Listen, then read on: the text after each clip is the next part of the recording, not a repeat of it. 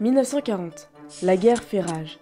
Le journal anglais The War Illustrated du 5 juillet 1940 met en lumière un général français, mais pas n'importe lequel. Le leader de la résistance. Une voix contre l'oppression. Le général de Gaulle, qu'ils appellent la voix de la France à Londres. Le général Charles de Gaulle est une figure emblématique de l'histoire française, dont le rôle, pendant la Seconde Guerre mondiale, a été décisif pour la libération de notre hexagone. Les Alliés, initialement réticents, finissent par accepter de Gaulle comme le représentant légitime de la France. Son parcours a laissé une empreinte indélébile sur l'histoire de la nation. Son action a rassemblé les différentes forces opposées à l'occupation nazie et au régime de Vichy, et pour leur donner une direction cohérente et efficace, ce qui lui valut une condamnation à mort par le tribunal militaire. Aujourd'hui, focus sur le général de Gaulle.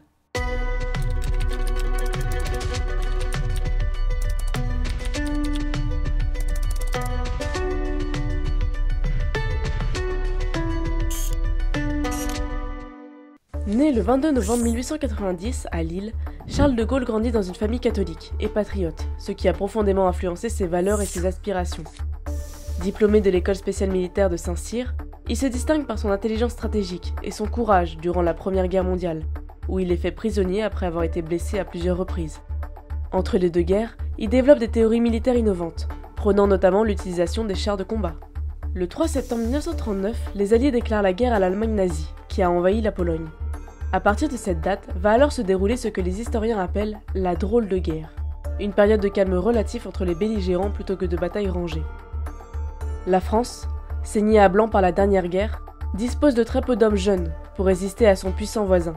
La classe 1936 ne compte que 165 000 militaires appelés, contre 480 000 pour l'Allemagne. Matériellement aussi, les Alliés ne peuvent envisager une offensive. De plus, au printemps 1940, les Français viennent tout juste de changer de gouvernement. Paul Reynaud succède à Édouard Daladier. Et on compte ferme sur cette nouvelle ligne Maginot, ces fortifications construites le long de la frontière avec la Belgique, le Luxembourg, l'Allemagne, la Suisse et l'Italie. Mais faute d'avoir pu la prolonger jusqu'à la mer, les Français ont là une plaie ouverte, la plaine du Nord, terre traditionnelle des invasions. Alors, lorsque le 10 mai 1940 avant l'aube, des milliers d'avions allemands vrombissent au-dessus de la ligne, s'étendant de la Hollande à la Suisse, on peut dire que le conflit mondial a commencé. Le 18 juin 1940, la France est en pleine débâcle.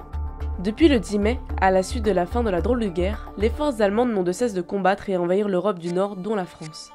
Le gouvernement français, désormais dirigé par le maréchal Pétain, s'apprête à signer l'armistice le 22 juin, dans le wagon de la clairière de Rotonde, près de Compiègne, là où l'Allemagne avait signé l'armistice en 1918. Réfugié à Londres, Charles de Gaulle refuse de se soumettre et décide de lancer un appel à la résistance, via les ondes de la BBC, la radio britannique. L'appel du 18 juin 1940 est un discours bref, mais percutant, dans lequel de Gaulle invite les Français à ne pas accepter la défaite et à continuer le combat.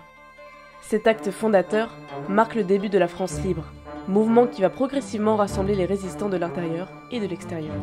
L'espérance doit-elle disparaître? La défaite est-elle définitive? Non, car la France n'est pas seule. Elle n'est pas seule. Elle n'est pas seule. Elle a un vaste empire derrière elle. Moi, général de Gaulle, actuellement à Londres, j'invite les officiers et les soldats français qui se trouvent en territoire britannique ou qui viendraient à s'y trouver avec leurs armes ou sans leurs armes. J'invite les ingénieurs et les ouvriers spécialistes des industries d'armement qui se trouvent en territoire britannique ou qui viendraient à s'y trouver, à se mettre en rapport avec moi. Bien que, sans doute, relativement peu de Français l'aient entendu, l'appel du 18 juin a eu un impact symbolique immense. Il marque le début de la résistance française et permet à De Gaulle de se positionner comme le leader incontesté de la France libre. De Gaulle entreprend alors de structurer la France libre, en créant des forces françaises libres, FFL.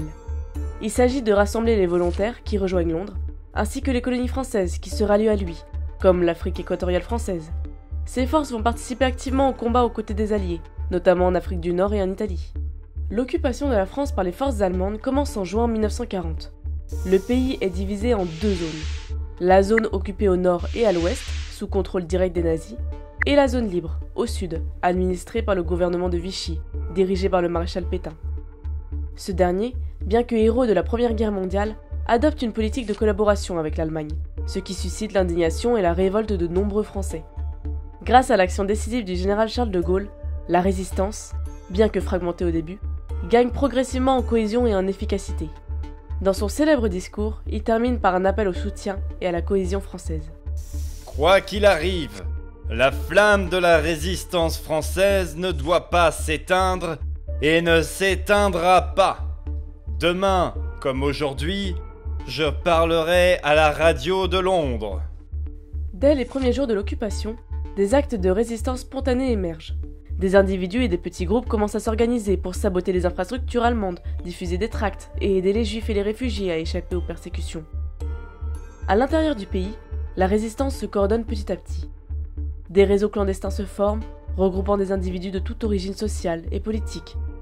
Parmi les plus célèbres, on trouve les francs-tireurs et partisans, FTP, et les mouvements unis de la résistance, MUR, qui regroupent plusieurs organisations. Ces groupes mènent des actions de sabotage, de renseignement et de guérilla, harcelant les forces d'occupation et perturbant leurs opérations. Après l'appel du 18 juin, De Gaulle s'attelle, en effet, à unifier les différents mouvements de résistance en France. Pour ce faire, il s'appuie sur des hommes de confiance, dont le plus célèbre est Jean Moulin. En 1942, Moulin, sous le nom de code Max, parvient à rallier les principaux réseaux au sein du Conseil national de la résistance, CNR, créé en mai 1943. Cette unification permet de mieux coordonner les actions et de recevoir un soutien accru des Alliés, en armes, en matériel et en renseignements. Le 21 juin 1943, Jean Moulin est arrêté par la Gestapo, à Caluire-et-Cuire, près de Lyon. Torturé, il meurt quelques jours plus tard, sans avoir parlé. Son sacrifice renforce la détermination des résistants. Mais De Gaulle ne se contente pas de diriger les opérations militaires.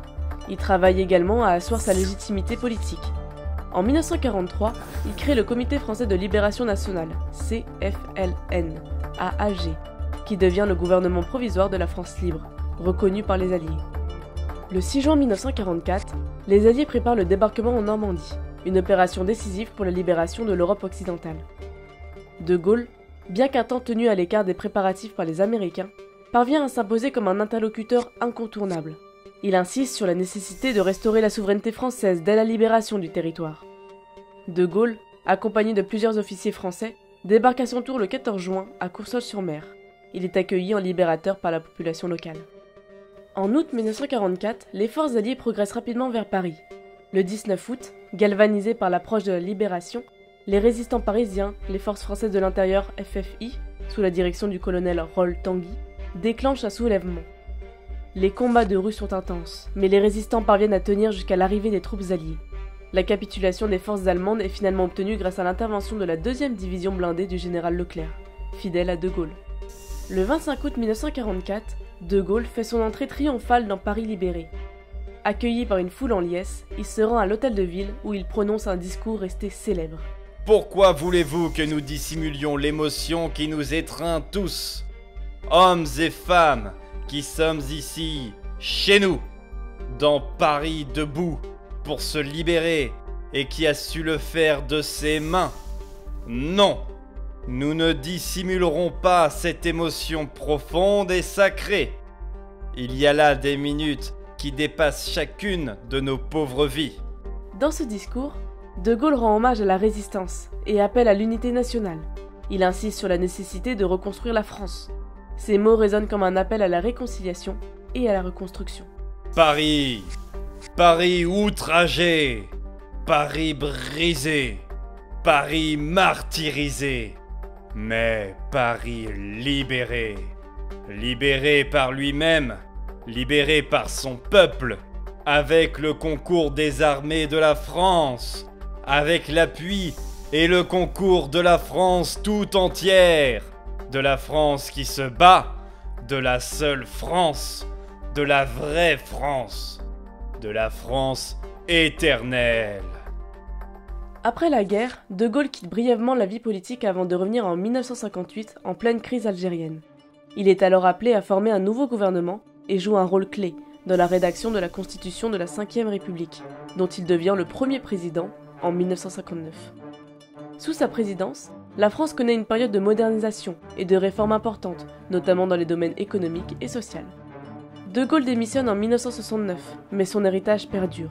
Il est souvent considéré comme le symbole de la résistance française et de la grandeur nationale.